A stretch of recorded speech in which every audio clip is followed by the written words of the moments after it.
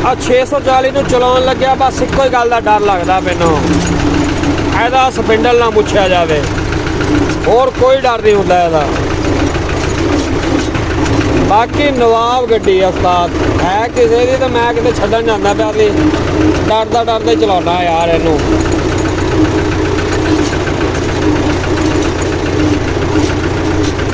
ਨਜ਼ਾਰੇ ਆ ਇਸ ਗੱਡੀ ਦੇ, ਨਜ਼ਾਰੇ।